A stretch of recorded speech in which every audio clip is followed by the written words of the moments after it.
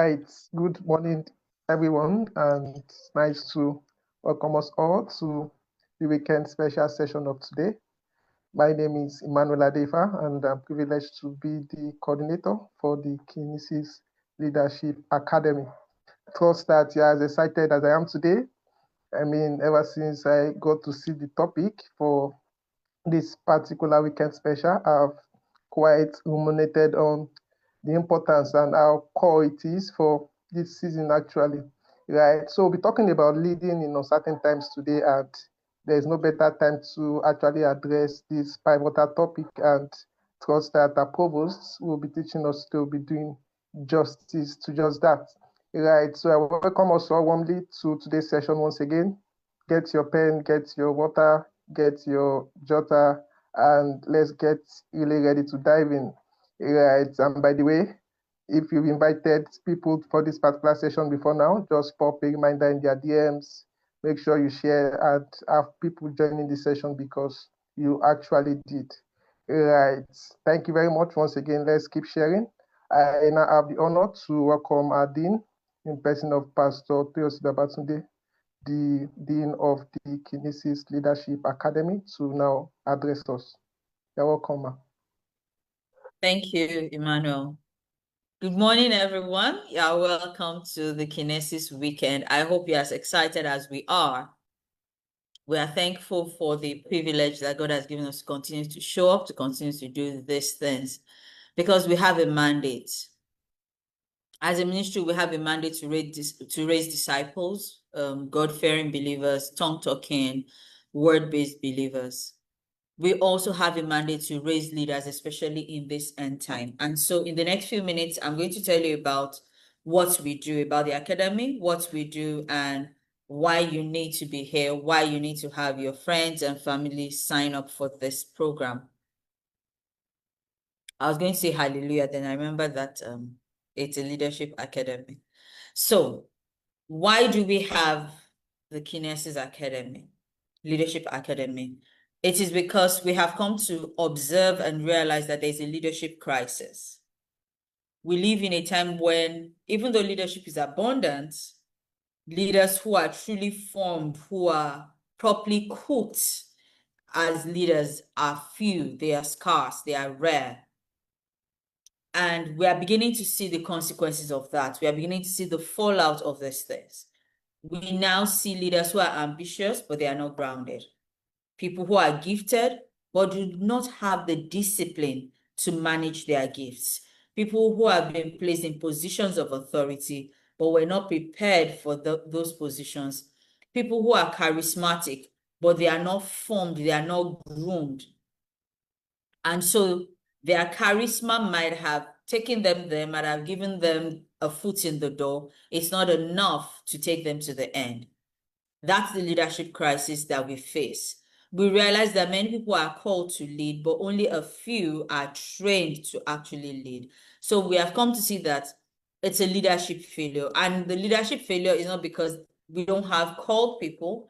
It is rather a case of these people have been called, but they have not been formed or trained. This gap is what Kinesis Leadership Academy seeks to address, okay? So the word kinesis on its own means movement, activation, dynamic change. Because the truth is leadership should never be static. It should move people, it should move systems, it should move nations towards purpose, towards achieving and fulfilling purpose. So the academy exists to raise, form, and deploy transformational leaders who understand their calling, develop their capacity, and steward influence with integrity. So for us, our focus is on your leadership formation journey, you becoming formed, becoming groomed, and thoroughly equipped to lead, to stand in that place where God has called you. We believe that leadership must be built on 4 pillars, okay? 1, identity. There's nothing anybody can do in this life without first understanding their core, what makes them who they are, and that's identity. Someone who doesn't understand what he carries, who doesn't know who he is, will end up misusing that power. At Kinesis, participants will gain clarity about calling, mandates, values, and purpose.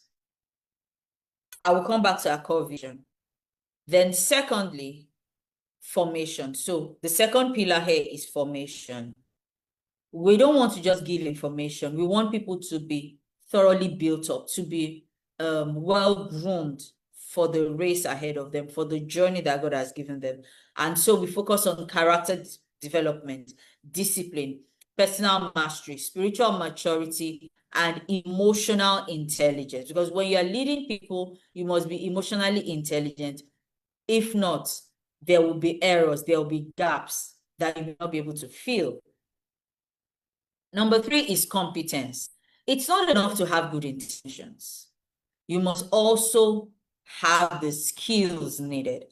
These skills include decision-making, strategic thinking, communication, team leadership, influence, and organizational leadership. The 4th pillar is deployment. Apart from having you take the program, go through the lessons, and become a better person, we want you to be doers as well, practitioners, people who put to use what they have learned.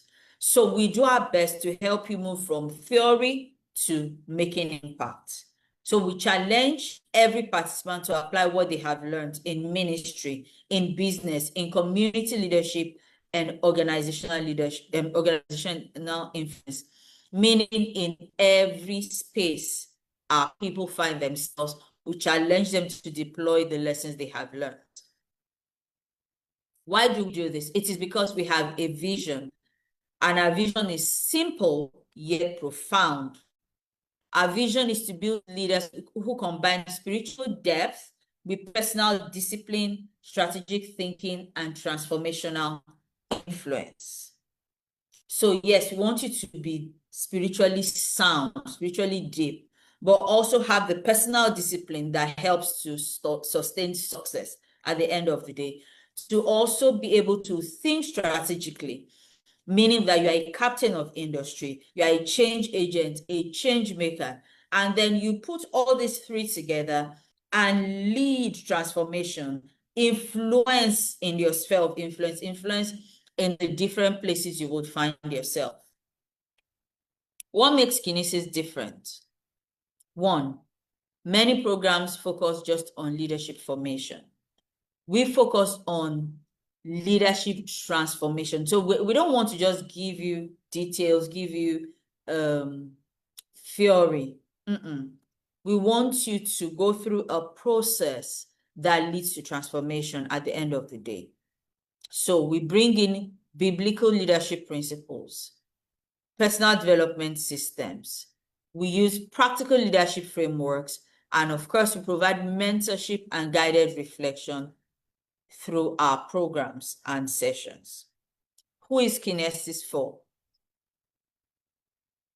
It could be for you if you're an emerging leader in any industry, if you're a ministry leader, if you're a professional in your workplace, or a vision carrier who doesn't want to just do things, the normal way. Oh, this is the norm. No, someone who wants to be intentional in their leadership, then this academy is designed for you. So you have a sense of a calling to lead. You want to grow in terms of competence and character. You want a structured leadership growth. And of course, you are ready to embrace intentional personal development. This is for you. This is for your friends. This is for the people around you. And what's our commitment here? These are the things that we expect you to commit to. Continuous learning, because life never stops teaching, so you must continue to learn, okay? So you must continue to learn. You must be interested in working on yourself. That's the personal development part. You must be willing to sit down, think, reflect on your practice, and see what you can do better. And you must be ready to put things to practice. At the end of the day, our people move from just having the potential to be to actually becoming and making impact, thereby passing the torch to other people. So at the end of the day, you begin to lead with clarity. You influence with integrity. You build systems and people that can help you, and then you will carry vision responsibly. So if you believe you are called to lead, if you desire to grow beyond where you are today, if you're ready to undergo the process of leadership formation, then Kinesis Leadership Academy is for you. This is your invitation to you, to your friends, to your loved ones, and the people around you. This is your invitation to step into intentional leadership development, because the future will not be shaped by just desiring leadership. It will be shaped by leaders who have been formed, who have been groomed and prepared for it. My husband and I, along with the rest of the faculty, including Emmanuel, look forward to welcoming you on board. Thank you very much.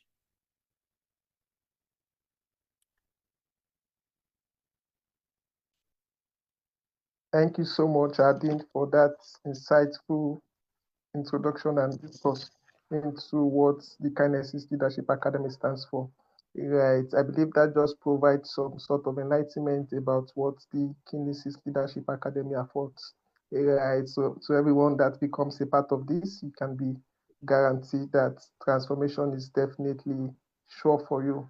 Right. So thank you so much, Ma, for this introduction once again. I've been able to get more enlightened, and I believe it's the same for everyone, right? From the things that we start for talking about spiritual depth, personal discipline, strategic thinking, transformational influence, and the commitment of continuous learning, reflection, personal development, and practice that we all have to commit to, right, as members of this leadership academy, right? So I welcome us all once again. Let's immerse ourselves into all of what is being shared, and I believe we'll have a great time today. Right. Thank you so much. Right. So very shortly, our provost is going to be coming up, and I will now invite our dean to invite our provost.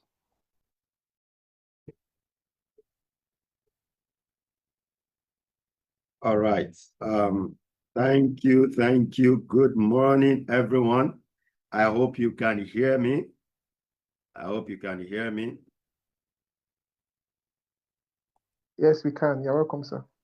Fantastic. Good morning. Good morning, everyone. So I want to say thank you to everyone who have joined. I also want to salute those who have joined us on Facebook. We are currently live on Facebook. So if you are on Facebook, we acknowledge you.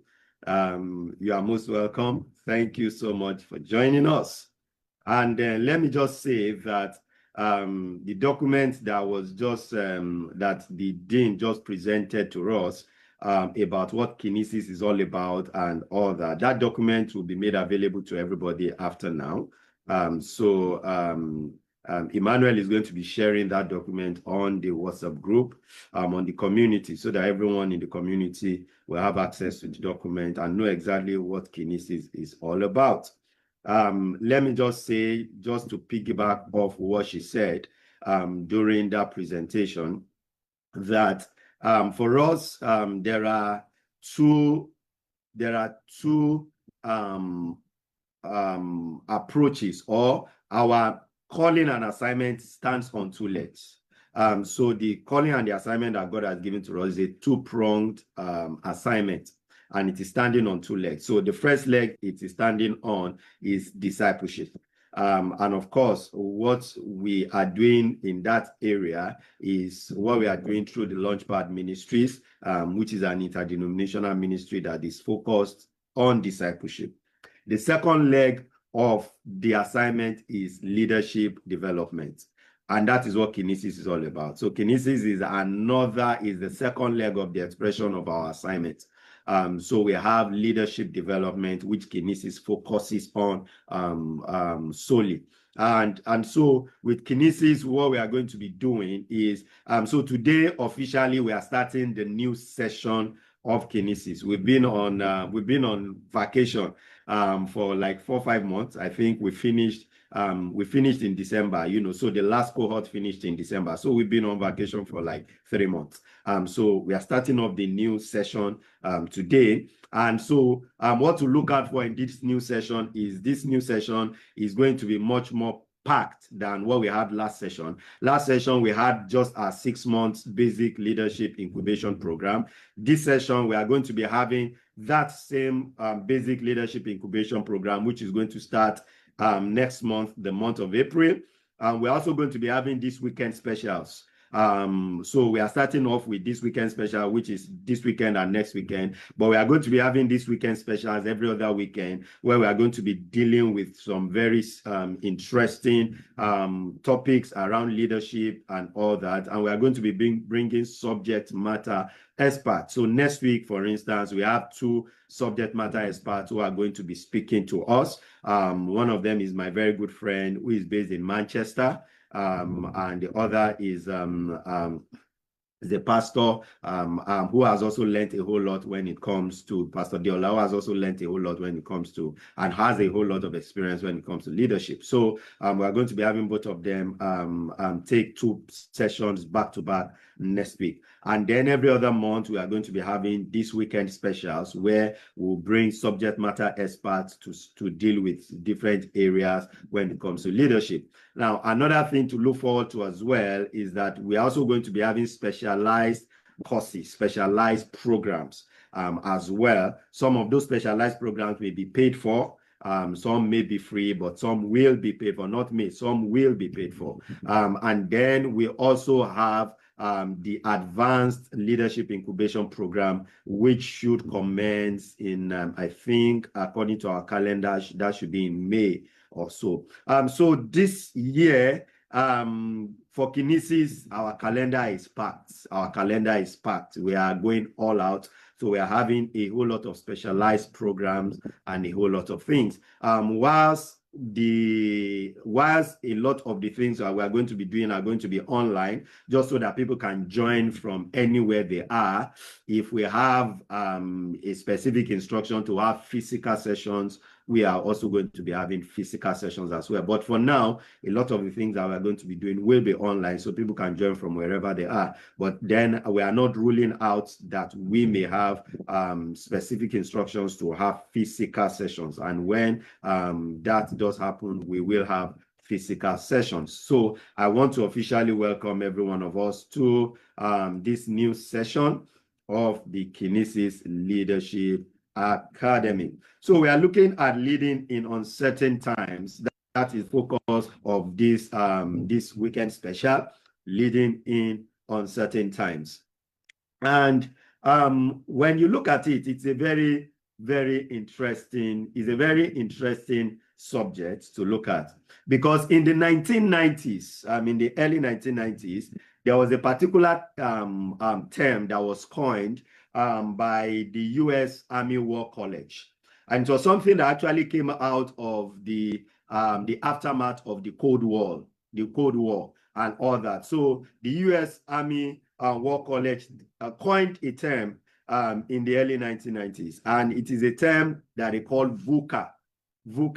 And that is how they have come to describe the world that we live in today. So VUCA stands for volatile, uncertain, complex, and ambiguous. So what they have come to see is that the world that we live in is volatile, it is uncertain, it is complex, and it is very ambiguous. So they came up with that term VUCA. That is the world we are living in now. So we are living in a VUCA world, so to say. And when you look at the way things are, and when you look at the order and the nature of things, what you are going to realize is that things are not going to get better. And that is not me being a prophet of doom. That is me being a prophet of history, or being a student of history. So when you look at history, what you will see really is that it's not that things are going to get better, because again, look at the world that we live in and a whole lot of things that have happened in the world. Now, let me also say this, that whilst Kinesis Leadership Academy is not a faith-based academy, but we are not ashamed, that we are not afraid to say that the lens through which we see leadership is through the Bible. So our ultimate textbook in this academy is the Bible. So whilst our trainings and all of that and the things that we do is also going to be market place focused and all that, but even at that, our lens, the lens through which we see leadership, the lens through which we communicate leadership is the lens of the Bible. So we want to take principles of the Bible and see how we can apply it to real world scenarios, how we can apply it to marketplace, how we can apply it to different scenarios. But it is principle of the Bible.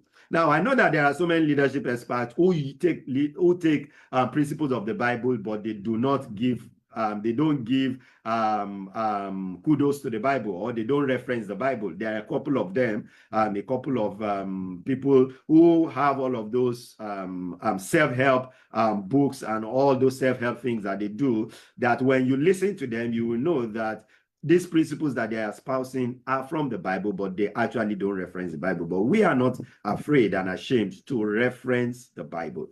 So when you look at it, and I say that to say that when you even look at the scriptures, what you see is that even from prophecies and all the things that you find in the Bible, is that it's not that things are going to get better. So it's not that the world is suddenly going to get better. Things are will continuously deteriorate. And I believe very strongly that one of the laws that govern the world that we live in is the law of gravity. And the law of gravity essentially pulls everything to the center of the earth. The law of gravity, it just says that whatever goes up comes down. Now, the law of gravity has, because the earth has what is called a gravitational pull. And so the law of gravity pulls everything down. It pulls it down, right? And that is exactly what governs the earth. It is the law of gravity. So what it means is that whatever you leave to itself does not remain where it is. It begins to deteriorate. In fact, there is a term in physics that we call entropy. Entropy. And entropy simply talks about the degree of disorderliness.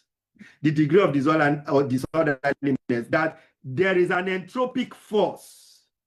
Entropic now is a word that I just coined. I'm not sure there's a word like that. But there's an entropic force that ensures that there is always a degree of chaos, that ensures that there is always a degree of disorderliness to things that are orderly. So if you order things and you leave them to themselves, by the time you come back, what you will find is that there is some level of disorderliness that have been introduced into it. It is the law of gravity. It is entropy at work. And what that also tells us is that, because when you look at it from the book of Genesis, when after God created man, and God told man that man should not eat from the knowledge of the good, of the knowledge of the tree of good and evil, God said, the day that you eat of it, that day you will surely die. And we see that eventually man ate of that tree. Man didn't die immediately, but eventually man died.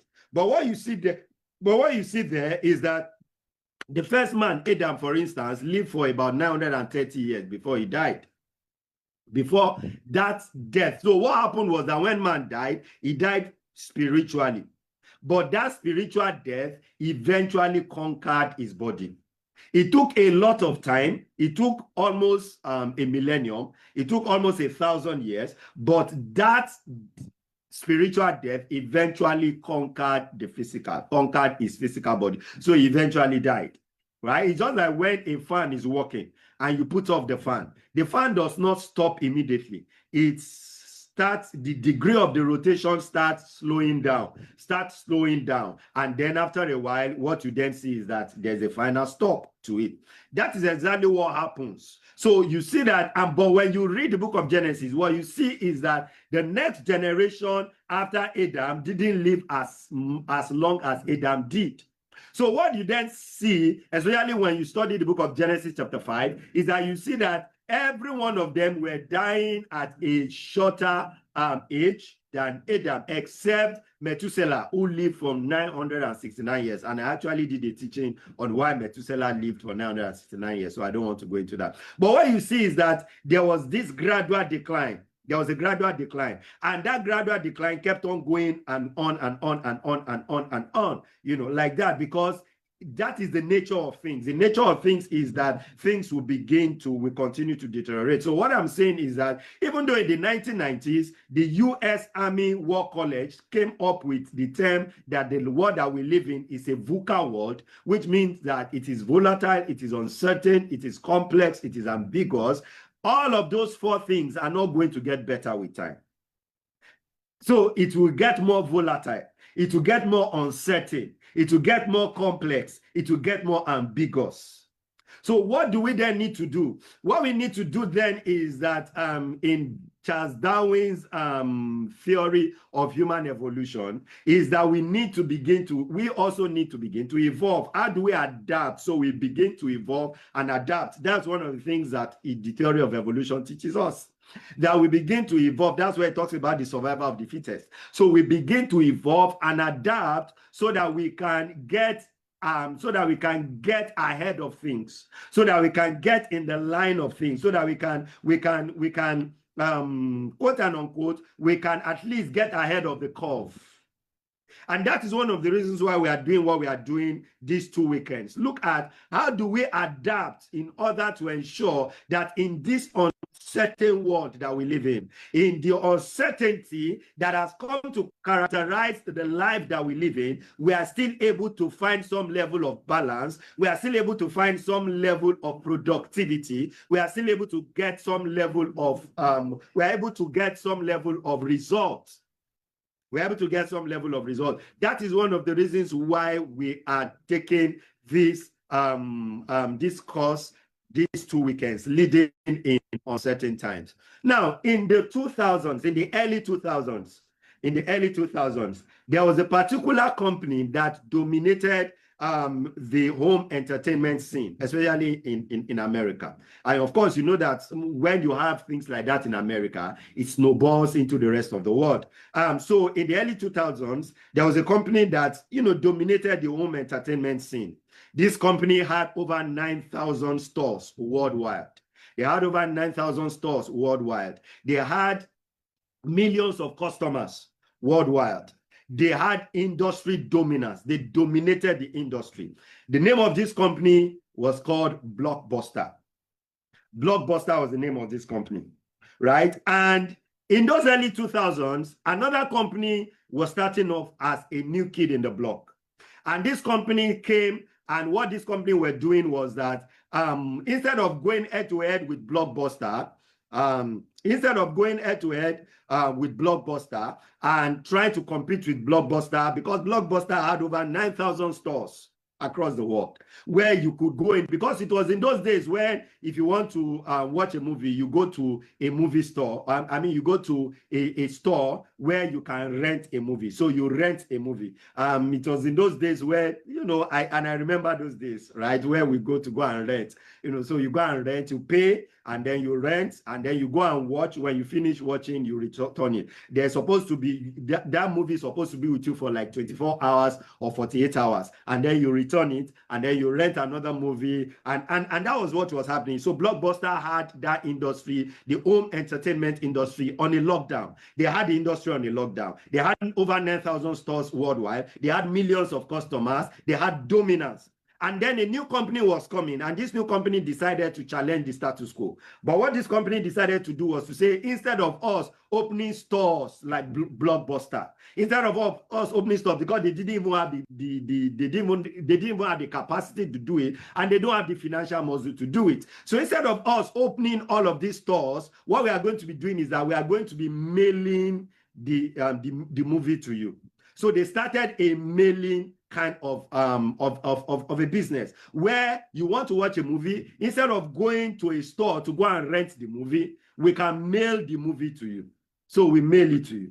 And then when you finish watching, you mail it back. There's a way in which we get it back. And so this company started that, that was their own business model when they started in the 2000s. And so, of course, at some point, this company didn't have the financial muscle and all of that to take on Blockbuster. So they approached Blockbuster and offered that Blockbuster should buy them out for about $50 million.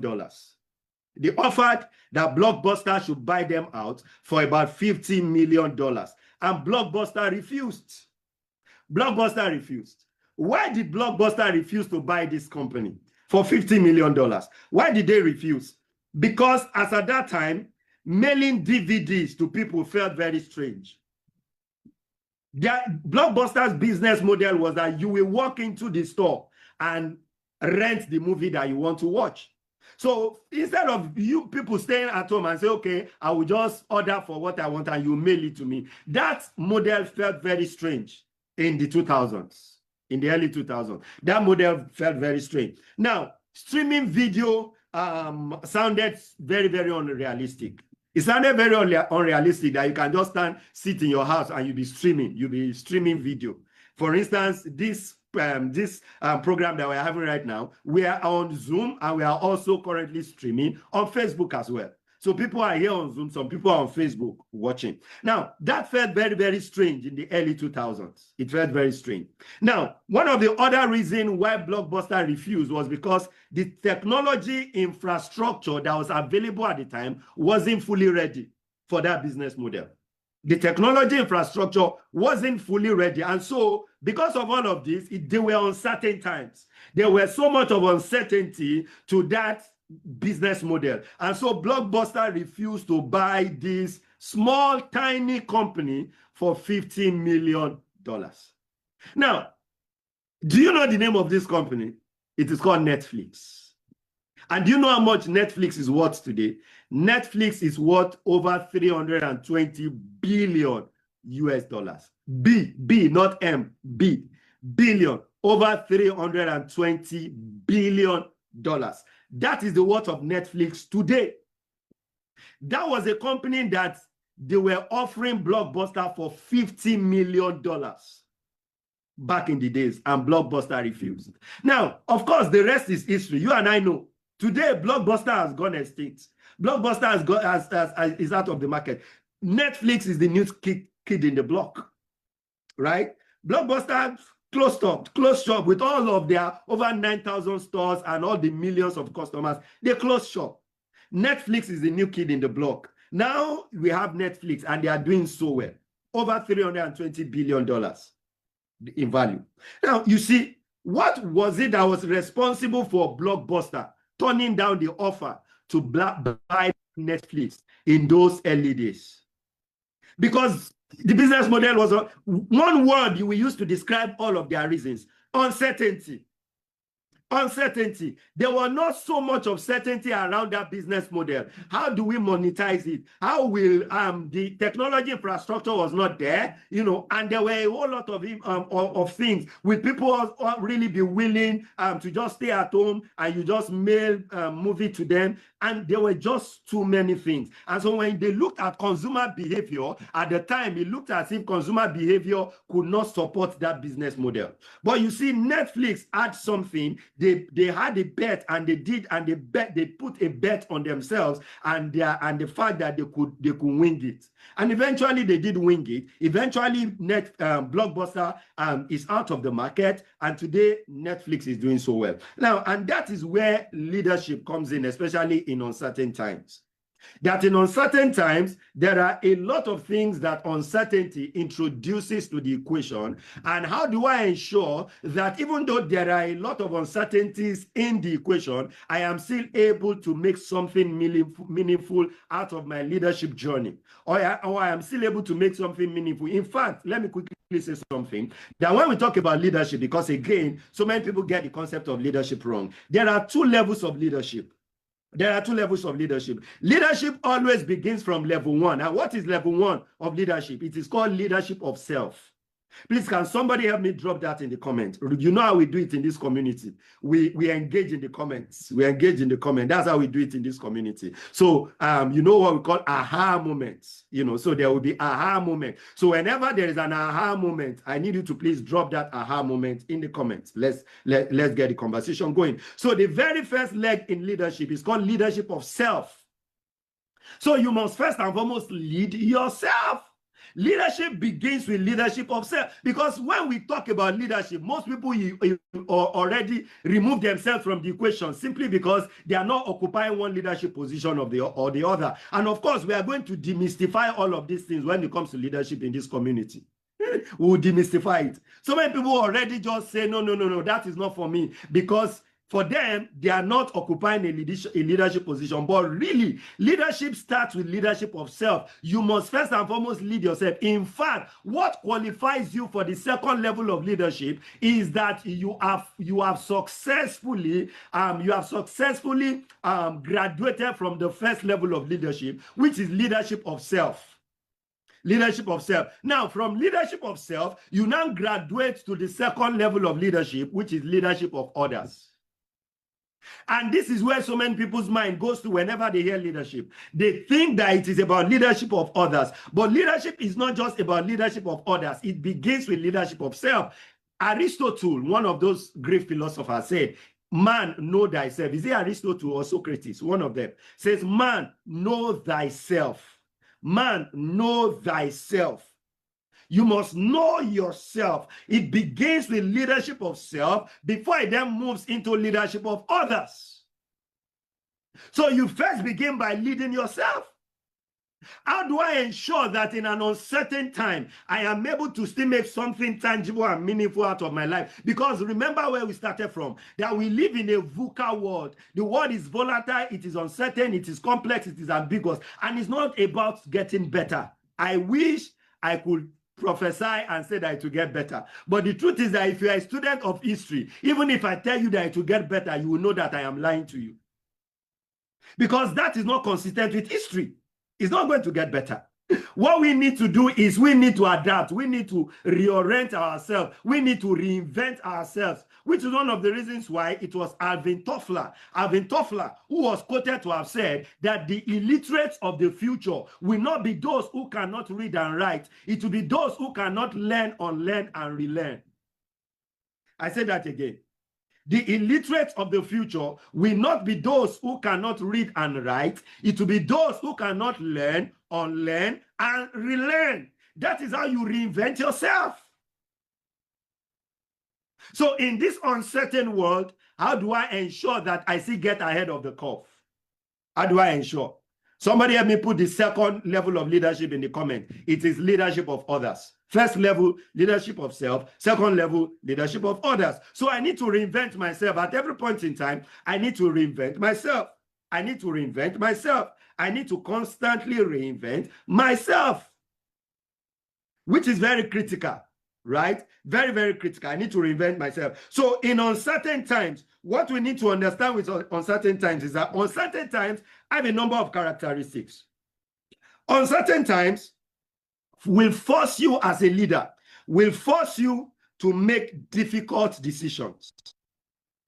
Uncertain times will force you to make difficult decisions. And listen to me, you will go through life making difficult decisions. I wish I can tell you that the decisions will always be easy to make, but you will always find yourself where you are literally between the devil and the deep blue sea, where you have two alternative decisions to make, or where you have two alternative choices to make, and none of those choices are better, or none of those choices are good. In fact, it is what they call catch-22 scenario, catch-22. Catch-22 scenario, where you seem to find yourself in a scenario where you don't even know. It looks as if I do, I am damned. If I don't, I am damned. Whichever one. There is no easy decision here to make. Whatever decision I make, whichever one of them is still a hard decision. Uncertain times will always force us to make hard decisions. Remember the story of Jesus and his disciples when Jesus walked on water. Jesus said to his disciples, let's go to the other side. And they got into the boat, and the Bible says the waves and the storms and all of those things were happening, and their boat was about to capsize. They were facing all of those uncertain times. Their boat was about to capsize. Their life was about to end. What were they going to do? And remember, a lot of these people were fishermen, so they were not new to waves. They were not new to the sea.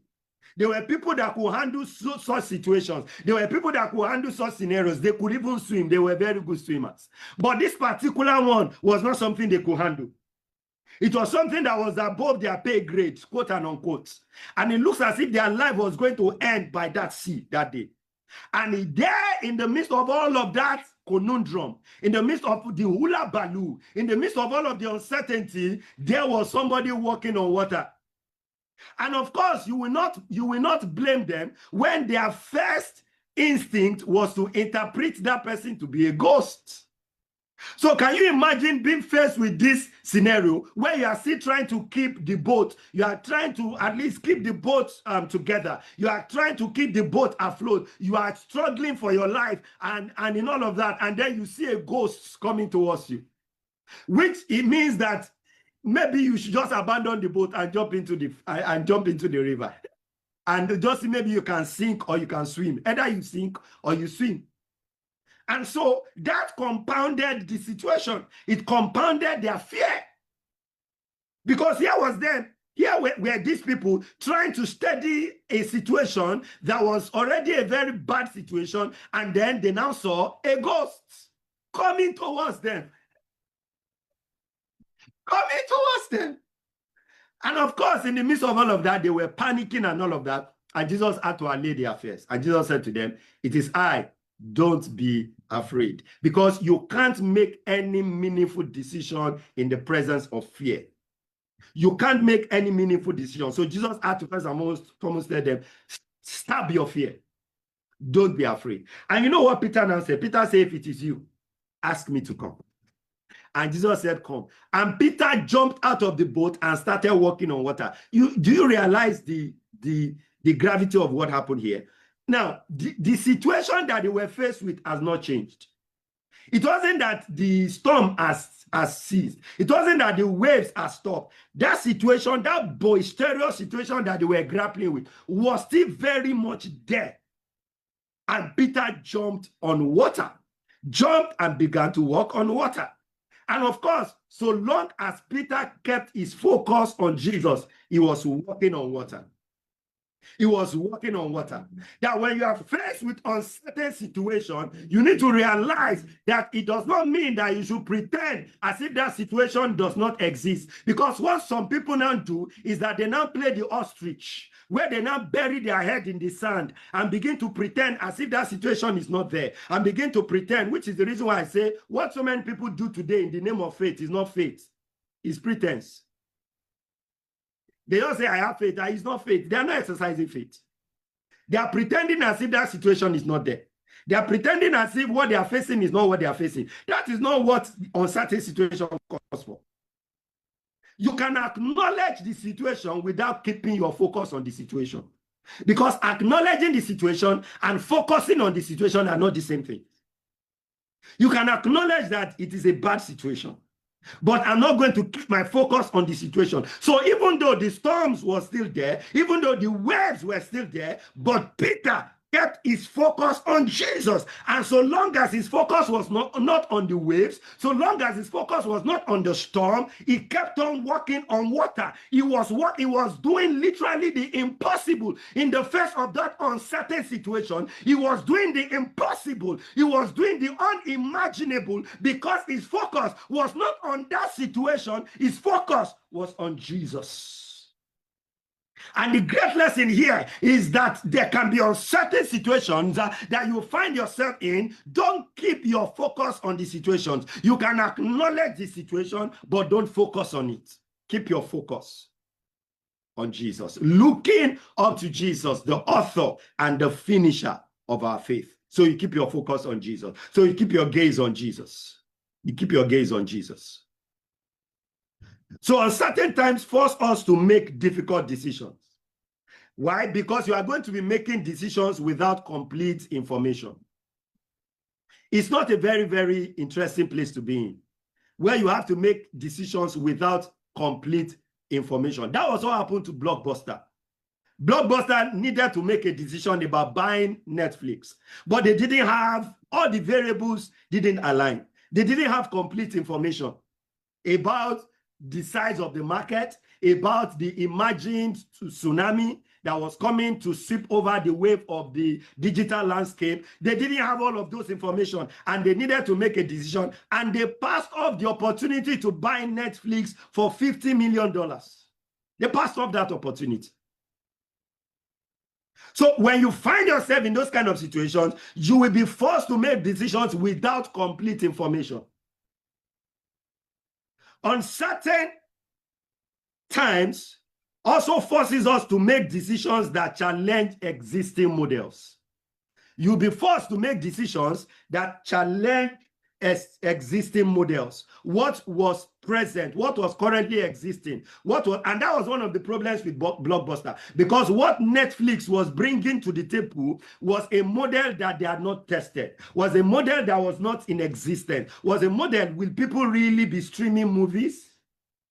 Will people really be willing to pay money to stream movies? So because of all of that, Blockbuster passed up that opportunity, because it's going to be challenging existing models.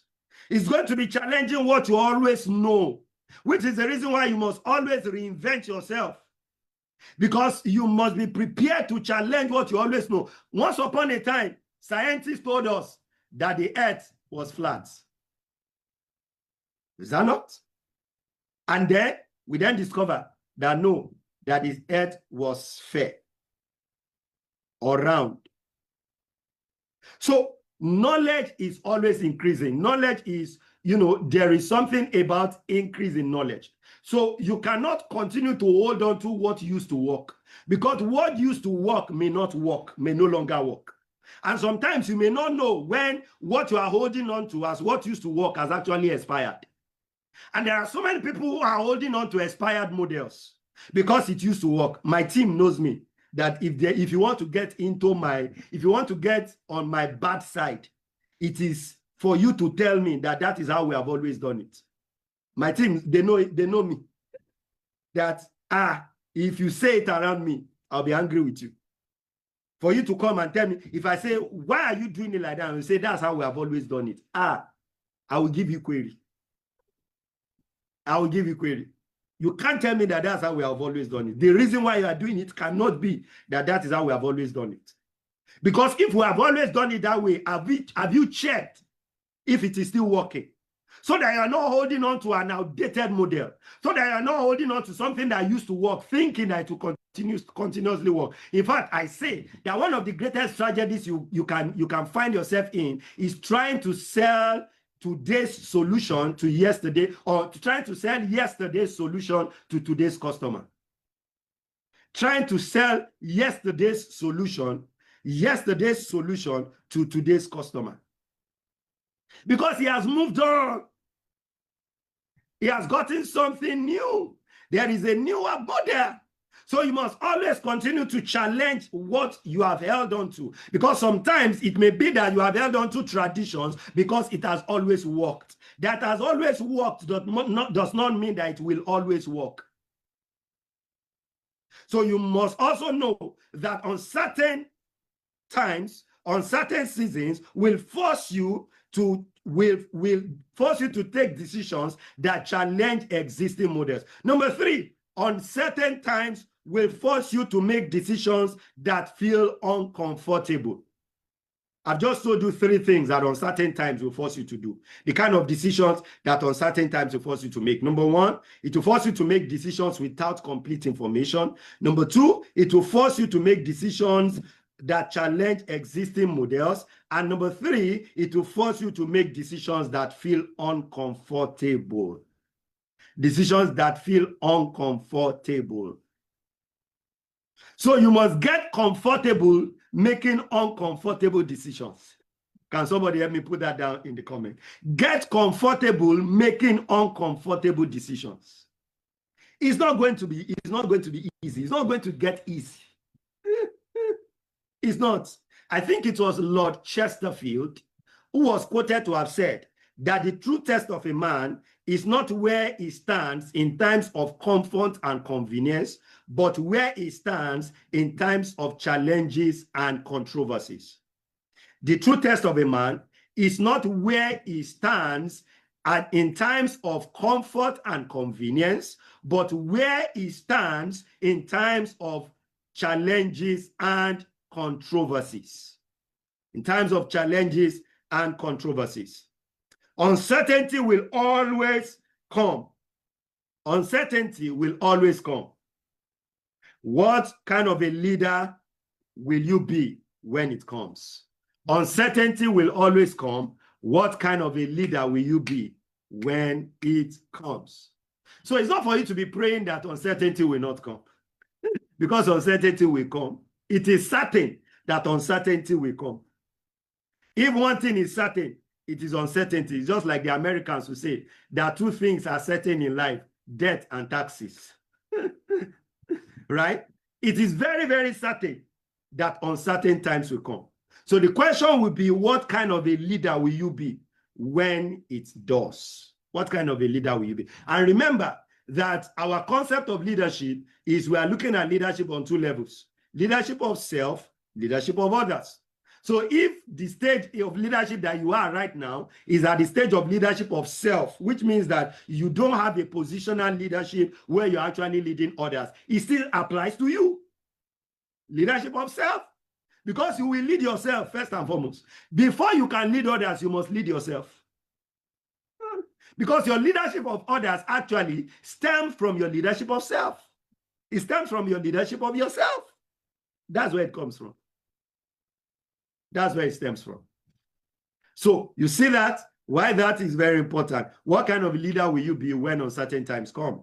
Now, there are a number of case studies. When you read the Bible, there are a plethora of case studies that you will find in the Bible when it comes to leading in uncertain times. Do you want to talk about Moses, for instance? Do you want to talk about Moses? Or do you want to talk about Joshua, for instance? Or do you want to talk about Nehemiah, for instance? Or do you want to talk about Joseph, for instance? Or do you even want to talk about Jesus?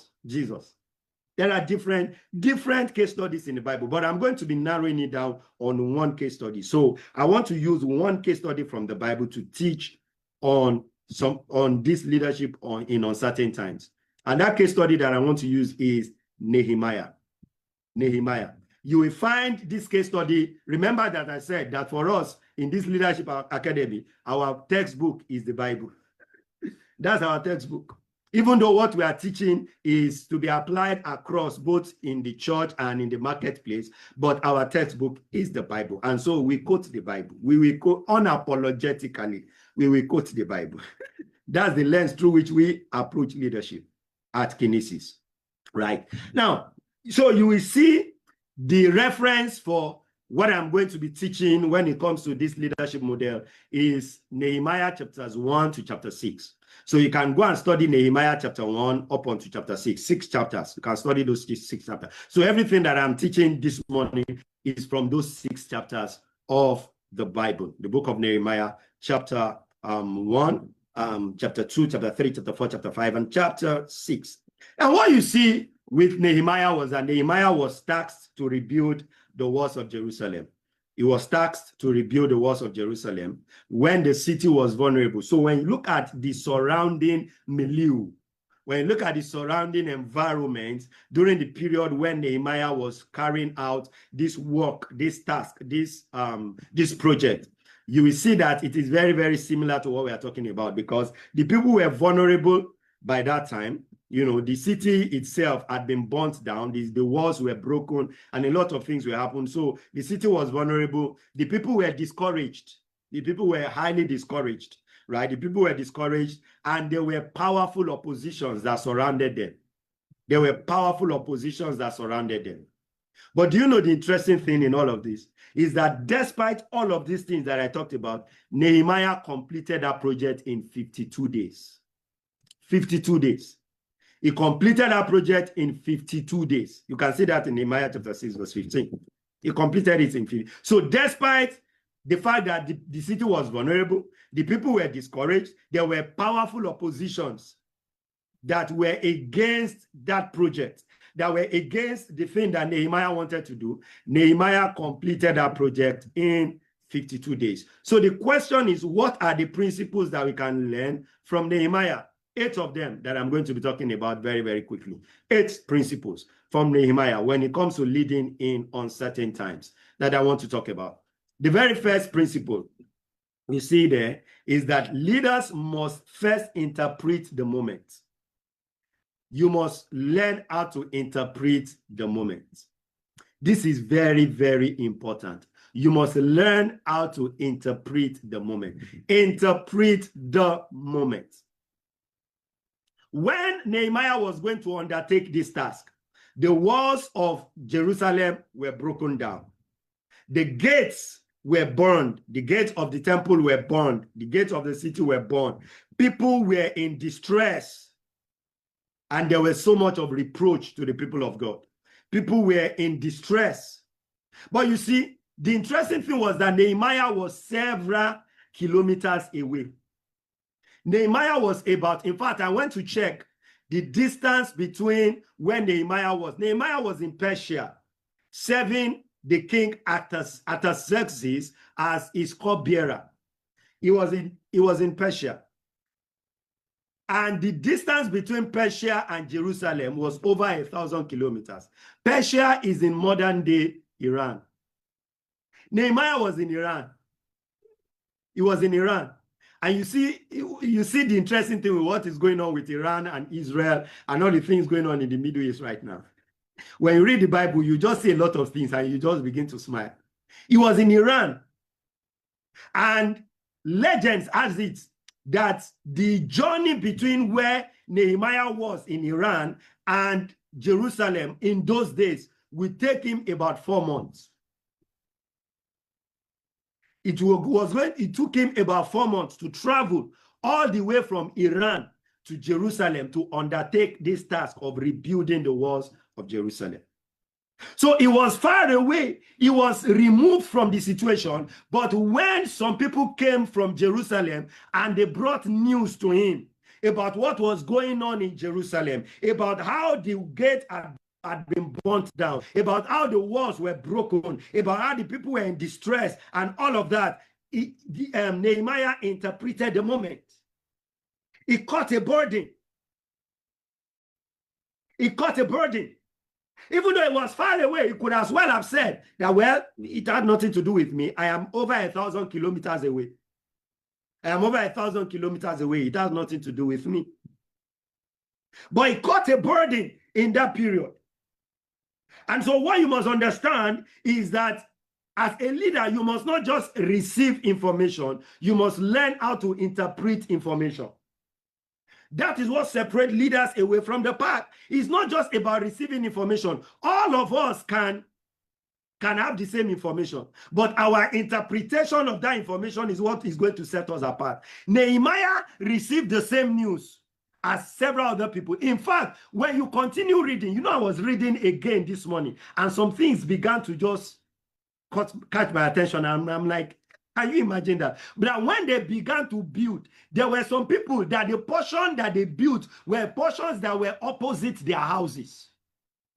When you read chapter 5 of the book of Nehemiah, it began to tell us the kind of division of labor that happened during the course of the building, and the different people that undertook different portions of the building. And what you will see there was that some people actually, the portions that they built were portions that were opposite their house.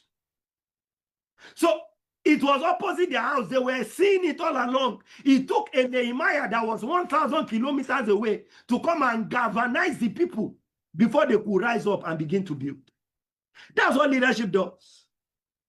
Every other person were exposed to that information, but it took somebody like Nehemiah to receive a burden from that information, to interpret the information right. That it is not about receiving information, it's about interpreting information. Like something I used to say to my team is that, you see, when you come, whenever my team make presentation, I always say to them that when you are presenting, especially when you are presenting to me, and it is how you present to top management. If you are going to be presenting to top management, I make presentations to board members and others. So it is something that I've had to learn over time. When you are making presentation to the board, there are some things that the board wants to hear. Don't come and start giving them stories. So when you're making presentation to the board, for instance, it's not just for you to come and present statistics. No. There is what is called, there's what you need to distill that information and then come out with what is called consumer insights. So it is not about information. So when you're presenting high level, when you're making high level presentation, it is not you coming to come and present information, because every other person have access to that information. If what they need from you is information, then you are not needed. It is not information. What you are going to be presenting will be distillation of that information that is otherwise called insight. Because everybody can have sight, not everybody have insight. What it means is that all of us can be seeing the same thing, but we will not be, all of us can be looking at the same thing, but we will not be seeing the same thing. Because the eyes that look are common, the eyes that see are rare. Can somebody help me put that down? The eyes that look are common, the eyes that see are rare. So we can be looking at the same thing, not seeing the same thing. That is the difference between sight and insight. You must be able to distill insight from that information. It's not just about coming and present information and come and tell us X, Y, Z, and these are the things that are happening. No. If you are close to me by now, you know that I've always said that there's a difference between what is happening and what is going on. Don't come and present, don't come and tell us what is happening. Tell us what is going on. Because not many people knows what is going on. Everybody can know what is happening. Not many people know what is going on. And what separates leaders from the pack is that they do not only know what is happening, they know what is going on. They know what is going on. They know what is going on. Very, very important. I remember several years ago, I was going to change jobs. And I called a particular MD to tell him, oh, I wanted to switch and I wanted to change jobs, you know. And he said I should come and see him. So I went to his office to go and see him. And he told me, he said, you want to leave? I said, yes, I want to leave. I need another job. And he said, and that company, they are going to release you? I said, of course, if I resign, they will release me. He said, no, they are going to be foolish to release you. He said, but if they release you, we are willing to employ you. And you know, it was later that he now told me. He said, there is something that endeared me to you, that made me see that you are a different person, which was the reason why eventually I got that job without any interview. I didn't do interview. I got that job and the offer was over 2 times the offer that I had before. It was over 2 times. It was about 150% or about 200% pay rise that I got. And he told me, he said one of the reasons why I took notice of you was the fact that we were in a meeting. So there was a particular day we were in a meeting, we're in a brainstorming session, planning for the new year. It was around December. So we're planning for the new year for the company. And all of us were together just brainstorming. And somebody mentioned something. And when the person mentioned the thing, and I asked the person, I said, do you know why this thing was like this? Do you know why this XYZ happened like that? And the person said no. So I now said it. I said, XYZ is the reason why XYZ happened. I know when I said it, everybody was looking at me and like, oh, I never thought of it that way. I never saw it that way. I never saw it that way. I didn't know that, and that MD was in that meeting. I didn't know that he took notice of me from that point. I didn't know that I was interviewing for my next job. And all I did was to just give an insight about something. Somebody said something, gave an information that was in the public domain. The information that the person gave was in the public domain. But what I did was to give an insight based on that information. And the insight that I gave based on that information, not too many people had that insight. And you see, that was it. So you must look beyond information. You must distill information and extract insight from that information. Extract insight. So you must learn to interpret the moment. That is the first thing. The second thing you see there that Nehemiah did was that after Nehemiah got the news and Nehemiah heard about what was going on in Jerusalem and all of that, Nehemiah prayed. Nehemiah prayed. Now, the second thing is that you must learn to process uncertainty through prayer and reflection. You must learn to process uncertainty. You must learn to process uncertain times through prayer and reflection. Prayer. Because one of the things that will allow you to be able to extract information that is not readily available from whatever information that you are receiving is prayer. Prayer is one of those things that kind of heightens your sensitivity for you to be able to know much more, for you to be able to see much more than what the physical eyes or what the naked eyes can see.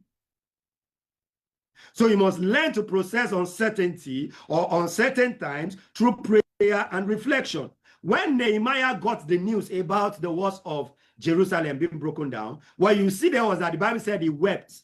The Bible said he fasted. The Bible said he prayed. That was his immediate response. His immediate response was to weep, was to fast, was to pray.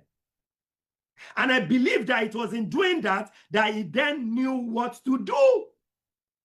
Before he came up with a strategy, he fasted. Before he came up with a strategy, he wept. He felt concerned about that situation, because you cannot generate a solution for a problem that you are not concerned about. You cannot bring about solution to a problem that you are not concerned about. You cannot be detached from a particular situation and then you are trying to generate solution for that problem or for that situation. You can't generate solution to a situation that you are detached from. That you don't feel empathy. Because one of the things that will allow you to be able to bring up solution to that issue is empathy. It's also the reason why even for Jesus, before Jesus could die for us, Jesus had to come in the likeness of man to know what exactly it feels like to be a man. So the Bible says we do not have a high priest that cannot be touched by the feelings of our infirmity. That was why Jesus wept. Before Jesus could raise up Lazarus, Jesus wept. Weeping did not mean that he didn't know what to do. Jesus didn't weep out of lack of solution. He didn't weep out of despondence that, oh, now I don't know what to do. No, his weeping was to get in touch with his emotion. His weeping was to also put himself in the shoes of Mary and Martha and all the people who loved Lazarus so much and had come and commensurate with the family that has lost their loved ones. So he wept. You have to get in touch with, you have to be right there. You have to be right there. You have to be right there. In fact, I said that one of the greatest strategies that has worked, even in politics, this is one of the greatest strategies that politicians have used over time. And they've used it everywhere, not only in Nigeria, right? It is that there are two approaches that you can use whenever you are campaigning. You can use the approach of, I am not one of them. You can use the strategy of, I am not one of them. That is a strategy that you can use. I am not one of them. Where you are coming to come and present yourself as an alternative to what is presently available. Where you say, I am not like XYZ. I am not like the current governor. So if you are contesting as a governor, for instance, when your manifesto will come out, will speak around the things of, oh, these are the things that I'm going to be doing differently because I am not like the current governor. So I am not like one of them, or I am not one of them is a strategy that you can use. But I am not one of them is not a strategy that works. It's a good strategy, but it does not really work. Do you know the strategy that works? It is a strategy of what I call, I am one of you. So there are two different strategies. And you can build whatever campaign, whatever it is that you are trying to do, you can build it around one of these two strategies. You can either build your campaign and everything you are trying to do around the strategy of, I am not like them, or I am not one of them. In which case, you are saying what makes you different from the current political class. Or you can come and say, I am one of you, which means I know exactly what it feels like to be like you. That is the strategy that works the most. That was the strategy that Goodluck Jonathan used to win election. I think it was in 2015 or so. That was the strategy he used. I am one of you. I am one of you. And when you check it and you check history, you see so many people that use those strategies. That is one of the strategies that have always worked, even in Big Brother house. It's one of the strategies that have worked. Because people want to feel a sense of connection to people that seem to understand them, that seem to understand their plight, that seem to understand what it feels like to be like them, that seem to understand what they feel like to be in their shoes. And how you are able to do that is that you feel empathy, not sympathy. Not sympathy. What differentiates sympathy from empathy is that empathy puts you in the shoes of the people that you are trying to that you are trying to empathize for. You can sympathize with somebody without walking in their shoes, but you cannot empathize with somebody without walking in their shoes. Is somebody learning? Is somebody learning this morning? Have you gotten any aha moments so far? So far, so good. Any aha moments? So far, so good. Any aha moments? Zoom, any aha moments? Facebook, any aha moments? So far, so good. So before Nehemiah came up with strategy, Nehemiah prayed, Nehemiah fasted, Nehemiah wept. Right? So before confronting the issue externally, before confronting the challenges externally, you must settle internal clarity first. You must settle internal clarity first. Settle internal clarity first. Very, very important, right? Number 3, remember we are looking at 8 principles that we can learn from Nehemiah about how to lead in uncertain times. Number 3, leaders translate burden into vision. Nehemiah started with a burden, but by the time Nehemiah got to Jerusalem, he needed to translate that burden into a compelling vision. He needed to translate that burden into a compelling vision. And how do you translate burden into a compelling vision? Is that you don't just sit down there describing the problem. You don't just sit down there describing the problem. You describe a clear way out of the problem. Leaders don't sit down describing the problem. You just sit down here just describing it. It doesn't take too much of mental bandwidth to spot problems. No. What differentiates you is not spotting problems. What differentiates you is solving problems. It's problem-solving skills. And how to solve problems is not by describing problems.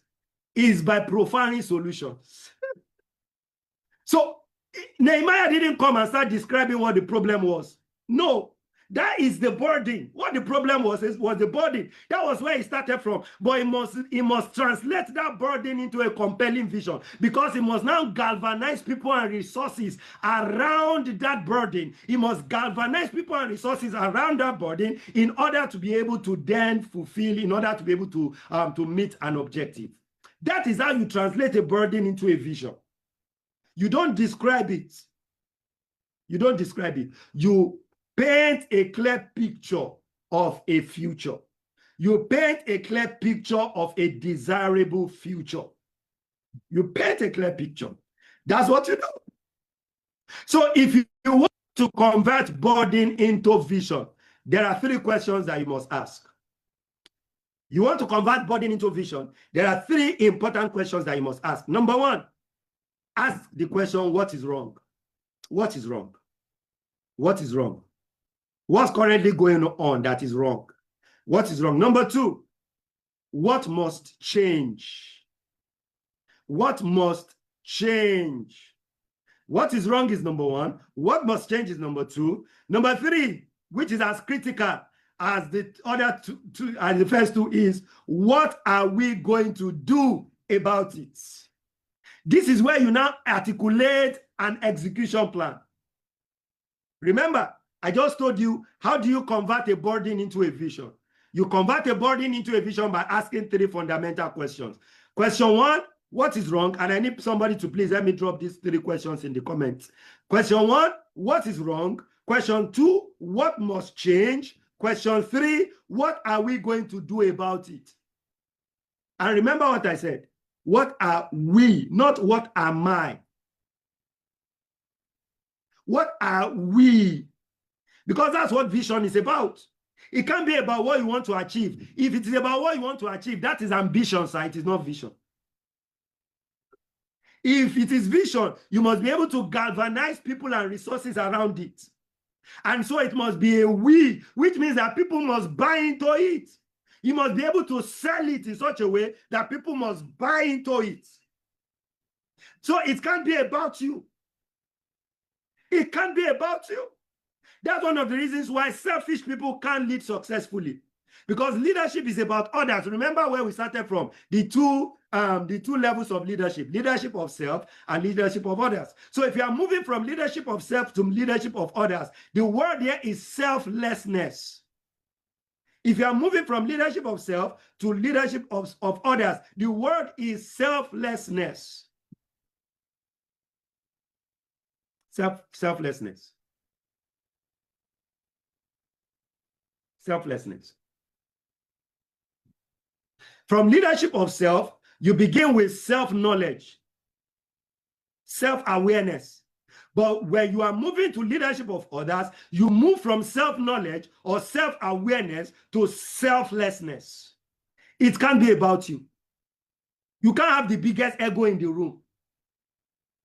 It can't be about your ego. It can't be about you and about your ego.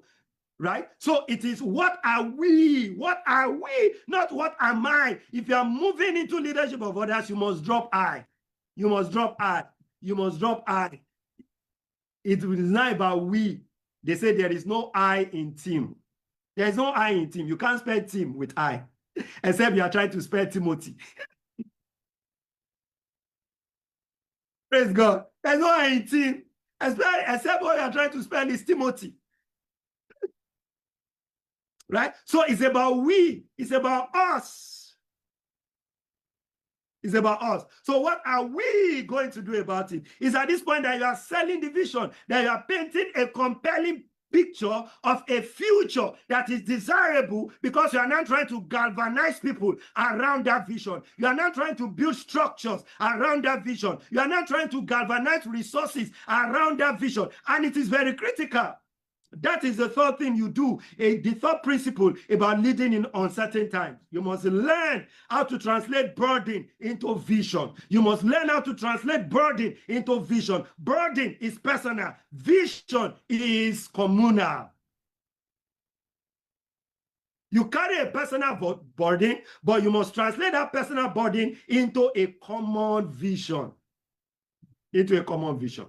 So it can't be about you. It can't be about you. That is number 3. Number 4, leaders build strategic alignment. You build strategic alignment. Remember, our case study is Nehemiah. All of these things that I'm talking about, I took it from the book of Nehemiah. Nehemiah chapter 1 to chapter 6. You must build strategic alignment. So when Nehemiah traveled all the way from Persia, from Iran, to Jerusalem. By the time he got to Jerusalem, he needed to align people. He needed to build strategic relationships. He needed to build strategic alignments that was going to help him. That was going to help him. So when he got there, one of the first things he did was that he assessed the situation. So the Bible said he went around assessing the situation, looking at what was wrong. And he did that for a couple of days. He was just assessing the situation, both day and night. He was assessing the situation. But as he was assessing the situation, one of the other things I was doing was that he was also galvanizing the people to build. He was galvanizing the people to build.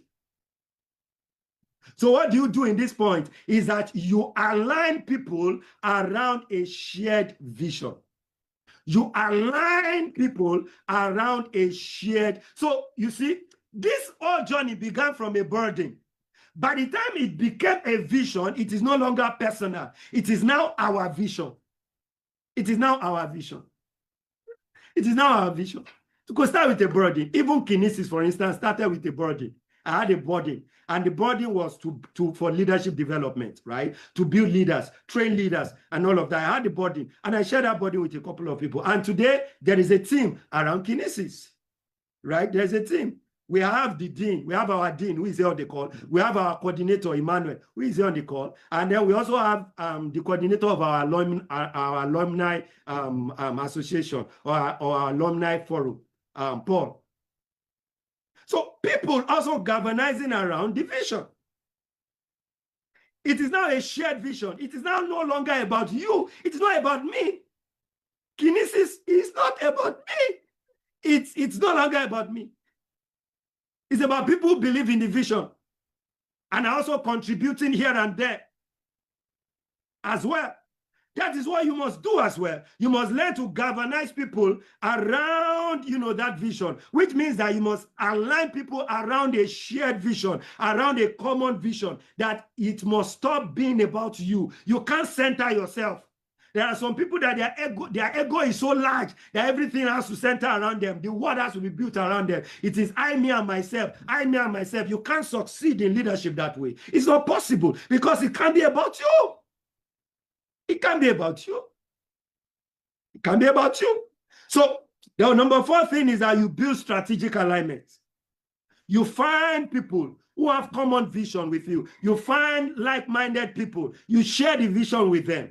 Share the vision with like-minded people. And it will surprise you that some of those like-minded people, when they start running with the vision, even you will be shocked at how sold out they are with the vision. God has also blessed me with people around me who, when I see the way they are running with the vision that God gave me, that I shared with them, even me, I sit back sometimes and I'm like, wow. When you see the way they are running with the vision. Because you have now successfully galvanized people around a shared vision. And at that point, it's no longer about you. You can't make it about yourself. If there is any glory whatsoever, that glory can be yours to take. That glory can be yours to take. It cannot be. You must also recognize the team. You must recognize their contribution. One of the greatest disservice you can do is to serve under a selfish leader. One of the most frustrating thing you can do is for you to serve under a selfish leader. I have served under a few of them, and I can tell you, it's not an interesting experience. It's not an interesting experience. Selfish leader. No, it has to be selflessness. It has to be selfless. It can't be about you, right? So you align people around a shared vision. That's number 4. Number 5, you must expect opposition. Because we are talking about leading in uncertain times. These are uncertain times. Expect opposition. And so when Nehemiah and the team began building the walls of Jerusalem, what happened? There were oppositions that arose, and there were about 3 different categories of people, 3 different people that also arose. There was Sanballat, there was Tobiah, there was Geshem, the Arab. There was Sanballat. I think Sanballat was a Moabite. There was Tobiah the Ammonite. And there was Geshem the Arab. Opposition arose. They formed an opposition party. Now, before all of this, everybody was just doing their own and all of that. There was no opposition. But the moment somebody rose up with a vision and galvanized people around that vision, and they began building something worthwhile, our opposition arose immediately. Opposition arose. So you must expect opposition. There were antagonists who started antagonizing them. They started using mockery. So when you look at the tools that these antagonists used, they used about 4 different tools. Number 1 was mockery. They started mocking them. Started saying, in fact, that thing that they are building, if a fox should just jump on it, it will just fall. They were mocking them. Oh, will these people begin? And when they saw that mockery didn't work, they moved to political pressure. They started pressurizing the political class. And they started saying that they were going to write a letter to the king saying that Nehemiah and the people were trying to usurp, that they were trying to commit a coup. They were trying to overthrow the king. They were now using political pressure. They also used intimidation. They were intimidating them. And then they also used what is called psychological warfare. I wish I have time to break down all of this, because all these 4 things by themselves, they are loaded. Maybe we'll take a specialized class somewhere in the future, about this. Because all these 4 things are very, very, very critical weapons in the hands of the opposition. And you as a leader must know how to counter them. You must know how to counter them. I think I will take it. Emmanuel, please remind me. Let's put together a specialized class just to look at dealing with opposition. dealing with opposition. Let's take a specialized class. So I'll break all of these things down. All the 4 different opposition tactics that they use, I'll break it down for you. Mockery, political pressure, intimidation, and psychological warfare. They used all of them just to stop Nehemiah. Just to stop Nehemiah. Just to stop Nehemiah. So you must expect opposition. Expect opposition. And so you must also have a mechanism. You must also have an infrastructure that allows you to deal with opposition. That allows you to deal with opposition. Number 5 or number 6. Number 6, we are going to 8, so we are almost there. Number 6 is you must stabilize people during crisis. You must learn to stabilize people. Because when Sanballat, Tobiah, and Geshem began all their antics, of course, people were beginning to become unstable. A lot of things were happening. Some people were getting discouraged. So Nehemiah now had to start encouraging people. Nehemiah now had to come up with a strategy for how to encourage people, for how to divide the labor. So there was division of labor. Some people were doing different aspects of the work. Some people were working during this period and they were doing a whole lot of things, you know, and all that. So it is important for you to understand all of this. Stabilize people during crisis. Emotional reassurance. You give them emotional reassurance. Emotional reassurance. Continue to reassure them emotionally. Emotional reassurance. Practical restructuring, which was one of the things that Nehemiah did. He now restructured the team so that it does not spread himself too thin. He restructured the team. Practical restructuring. So there may be some times that you will need to restructure the team for efficiency. You restructure. Practical restructuring. And then you give clear direction. Clear direction. Clear direction. He gave clear direction. And even had somebody positioned around him with a trumpet to sound a trumpet when people came to come and destabilize them. When people come, you know, with war and they come because Sanballat and his cohort also galvanized a couple of people who were sympathetic to their cause, and they also wanted to come and fight them. So the people that were building, some of them had sword by one side. They had weapons of warfare by one side. And then they also had a trumpeter, somebody who was sounding the alarm so that people can galvanize themselves, can come around. If, you know, these people are coming to come and fight them, they can band together in order to ward off all of those people that were coming. Clear direction, practical restructuring, emotional reassurance. Those are things that you do during that period. Those are things that you do. Number 7, you must guard your focus. Guard your focus. Guard your focus during uncertain times. Guard your focus. There will be a lot of competing things that want to distract you. Guard your focus. Guard your focus.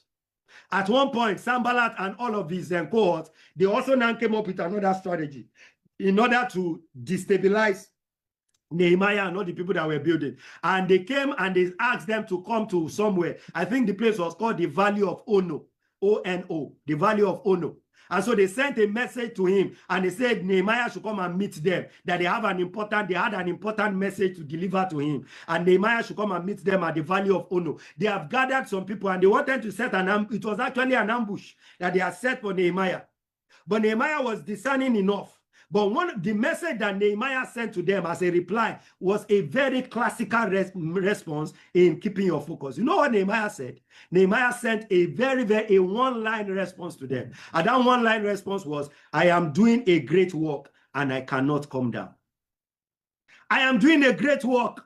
I cannot come down. I refuse to be distracted. I refuse to be distracted. I am doing a great work. You must consider the work that you are doing as a great work. The problem with so many people, why they're even distracted, is because they begin to look at what so many other people are doing, and they begin to now compare what they are doing with what others are doing. And in that comparison, what they are doing begins to look of less importance. What they are doing begins to lose its relevance. And they begin, because nothing is small until it is compared. Nothing is small until it is compared. When you now begin to compare the scale of your own assignment with the scale of another person's assignment, chances are that you now begin to see your own assignment as being small. There is a focus that you must keep that keeps that assignment as being big. Even if what God has committed into your hand, it is only 2 people. You must see it as big. From day one, I have always seen my assignment as big. And I will never allow anybody to diminish it. I will never allow anybody to tell me that the assignment is small. No. No. And I actually dealt with this. I have an upcoming book, by the way. This is the first time I will talk about the book publicly. I have an upcoming book that is going to be launched on my birthday, the 6th of April, on my birthday. So I have an upcoming book, and it's a book on leadership. Please look forward to that book. We are going to start promoting it from today, from after this session. And I dealt with some of these things in that book. How to keep your focus. How to ensure that you do not fall into the trap of comparison. So Nehemiah said, I am doing a great work. I can't come down. The work that I am doing is great. I will not allow you to water down the vision that God has given to me.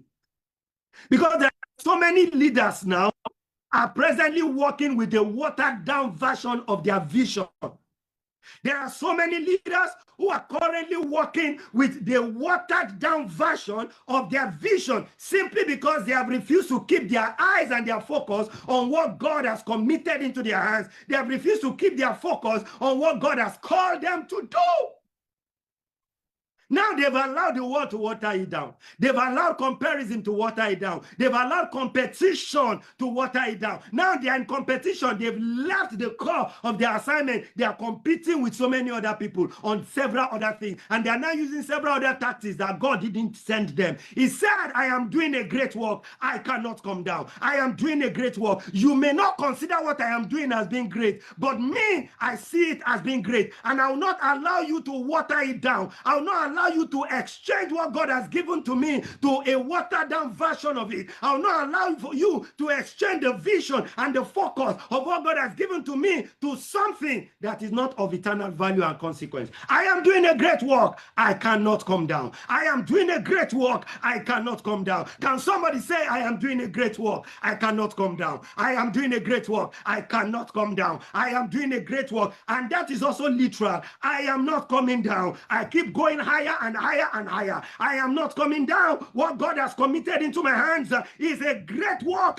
I am not coming down. What God has committed into my hands is a great work. I am not coming down. I am not backing down. I am not coming down. I am not backing down. I am not coming down. I am not backing down. I am doing a great work. I cannot come down. Is somebody doing a great work? Is somebody doing a great work? I am doing a great work. I cannot come down. Oh, the work that God has committed into my hands is great. I cannot come down. I am doing a great work. I cannot come down. It is only Emmanuel that I'm seeing in the comments here on Zoom. Where are others? I am doing a great work. I cannot come down. I am doing a great work. I cannot come down. I am doing a great work, and I need you to take that as one of the key lessons from today's class. Take this as one of the key motivations from today's class. Take this as one of the key charge from today's class. I am doing a great work. I cannot come down. I am doing a great work. I cannot come down. And finally, you must finish the mission. You must finish the mission. You must finish the mission. So you finish the mission. Finish the mission. And so the Bible says that Nehemiah finished the work in 52 days. In 52 days, the work was over. The work finished. In 52 days. Finish the mission. Finish the mission. What God has committed into your hands, finish that work. Finish that mission. Finish that work. And so Paul said concerning Archippus, he says, say unto Archippus that he should take heed to the ministry that he has received of the Lord, and that he may finish it. That same Paul at the end of his assignment now said, I have fought a good price. I have finished my course. I have finished my race. I have finished my course. I have fought a good fight. And you know, even Jesus on the cross said, it is finished. Finish the mission. Finish the assignment. Finish the assignment. All the consignment that you need to finish the assignment, God has made them available to you. Before we close tonight, let me just quickly share a very simple framework with you. A very simple framework about leading in uncertain times. Can you see my screen? Is my screen showing? Still loading, sir. It's still loading. Okay, so let me know when it is up. Now. You can see now. All right, so this is a very simple framework that I wanted you to see about leading in uncertain times. A very simple one. So this has distilled everything that we talked about. It has distilled everything that I talked about into a simple framework. Understand the situation, assess and understand the situation, make strategic choices. So you are going to be deciding, you are going to be making decisions, and you know that those decisions may not be easy decisions to make, but you are going to be making decisions. Then you must communicate, you guide and reassure. You must communicate, and then you prioritize by focusing on what matters. You prioritize by focusing on what matters. You prioritize by focusing on what matters. This framework is a very simple framework that you can then use when it comes to leading in uncertain times. Just distilled everything that I've talked about today. I've just distilled it into this very simple framework, right? Understand, assess the situation, understand the situation, get all manner of information that you need, but understand that it is not information that is going to change the situation. It is the insight that you are able to extract from that information, right? And then make strategic choices, decide on what is strategic and what is not, right? Because one thing about decision as well is that decision is also about what you are going to cut off. In fact, the word decide actually is from I think is a Greek word. And the root word for decide is the word to kill. That's actually the Greek word. When the original context of to decide, it is to kill. That is where we get the word suicide from. Suicide, patricide, femicide, all of those side. That's what we get, and it means to kill. And so when you are deciding, it is that there are things that you also need to kill. There are things that you also need to put in your rear view mirror. There are things that you also need to keep, at the back. That is what decision does. That when you are deciding, and that's one of the things I said about focus, for instance. I said the thing with focus is that vision, or about focus or vision, is that vision creates blindness.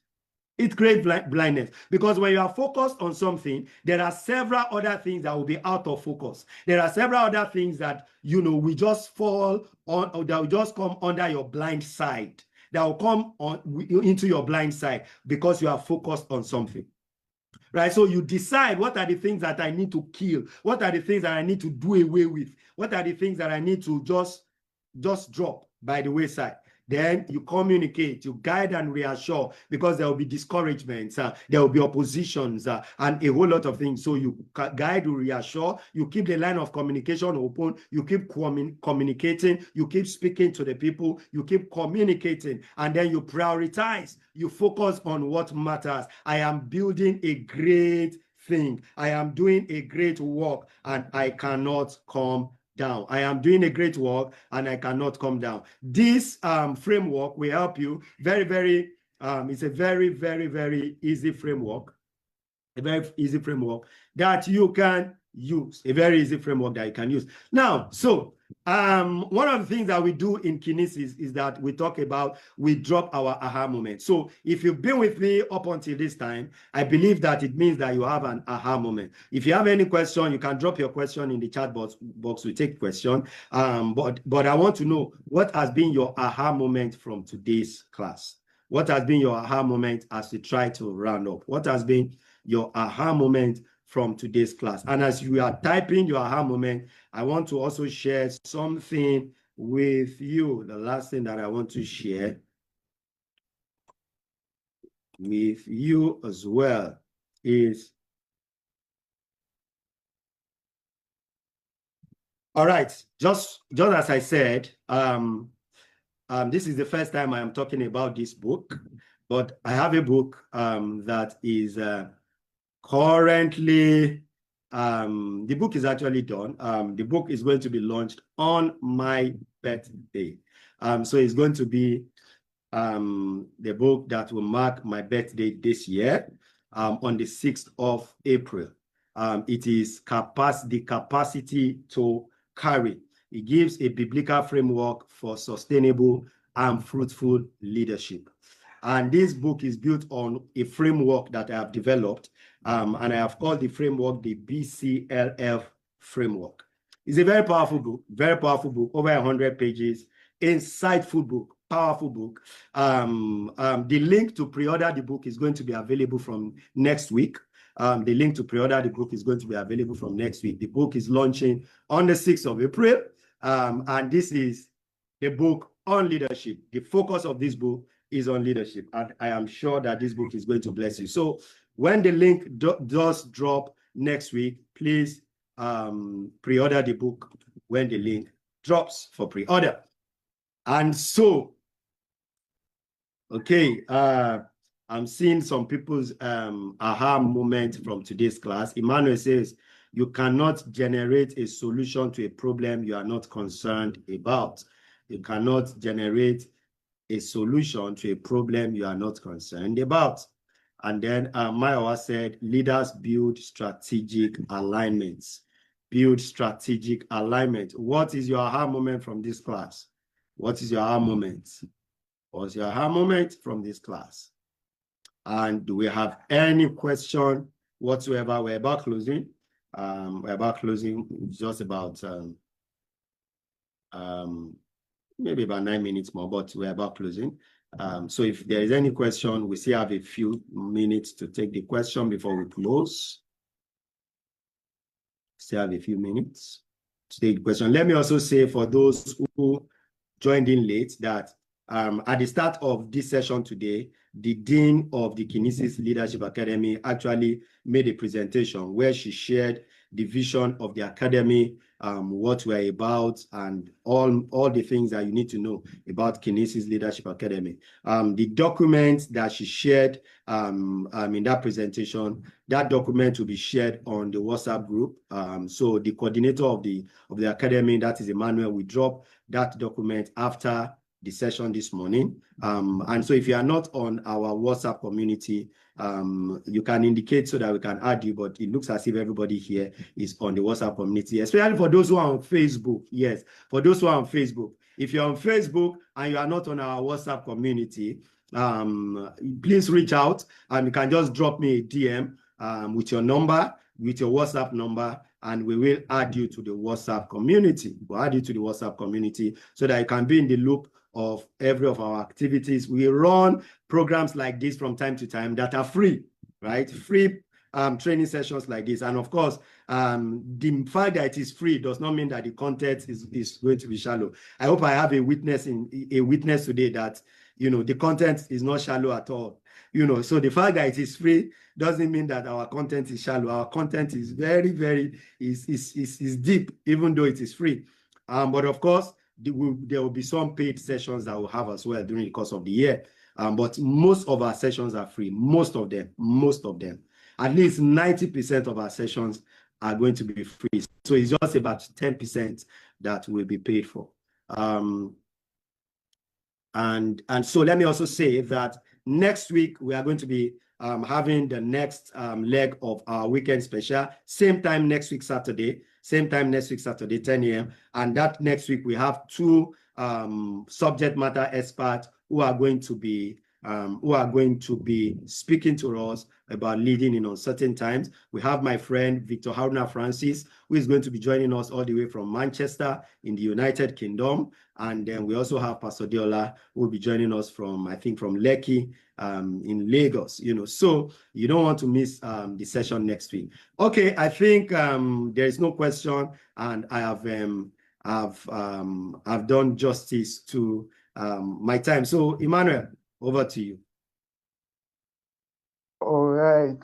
Thank you so much, sir, for that powerful and transformative session. Right. So, in fact, you did a lot of justice to the topic leading in uncertain times. Right from the introduction, the understanding of the term uncertain times, and leveraging on the VUCA, the abbreviation for volatile, uncertain, complex, and ambiguous. Right. So I could actually see that it's not like a topic for today. Right. Uncertainty has always been subject matter from way back. So until the end of time, we'll still continue to experience uncertainty. Right. So this is a topic that we need to be grounded on as leaders. Right. Such that when we find ourselves in situations like this, able to, we are literally guided on the knowledge to take. Right. So all of what we discussed, talking of leadership levels, coming from the leading of our own self to now being selfless, naturally leading others also. We also talked about the characteristics of uncertain times and particularly treating Nehemiah as a case study. Right. Nehemiah is a character in the Bible that I'm also fascinated by when it comes to vision and discipline and the capacity to execute. It actually really comes to mind. Right. So I believe that we've all been challenged today. Let's fall back to our notes and see how to really internalize these lessons, right? See how to really internalize lessons so that we can make the most from it, right? So let's appreciate our teacher. Let's appreciate our pastor that has actually done justice to this subject matter today. I want to see us appreciating him. Let's thank him for wisdom and the impartation of knowledge to us today. I trust that even if it's just a key point from what that you've said, you are going to hold on to that and really henceforth start seeing how to really apply it. Right. Thank you so much, sir, for today. I was personally blessed and impacted. And I mean, in coming sessions and future sessions, we can only anticipate the great things that is to come. Right. So thank you everyone also for joining today. I appreciate our dean as well for the earlier presentation and for everyone that made out time, right? We all have busy schedules, even on weekends, right? But we decided to be here, so it's worthy of commendation, right? And even as it has been announced, we're having the second installment for this month edition of the weekend special next Saturday at 10 a.m. Right. So I believe that all of us here will also be present on that day and even invite more people, right? I want to see many more people on the call next week. Right. So thank you once again for joining. I guess that I've exhausted all the information that I'm having to share this time and wishing us all a wonderful weekend. Thank you. Thank you, sir. Yeah, thank you so much. Thank you, Emmanuel. Thank you, everyone. See you next week. The replay of this session is going to be uploaded on YouTube, and then we'll drop it on the WhatsApp community, especially for those that came late and for those that want to also refer to it again. The replay is going to be available maybe from tomorrow or Monday thereabout. It will be uploaded on YouTube. Thank you, everyone. Have a fantastic weekend. See you next week, Saturday. God bless you. God bless you. Thank you. God bless you.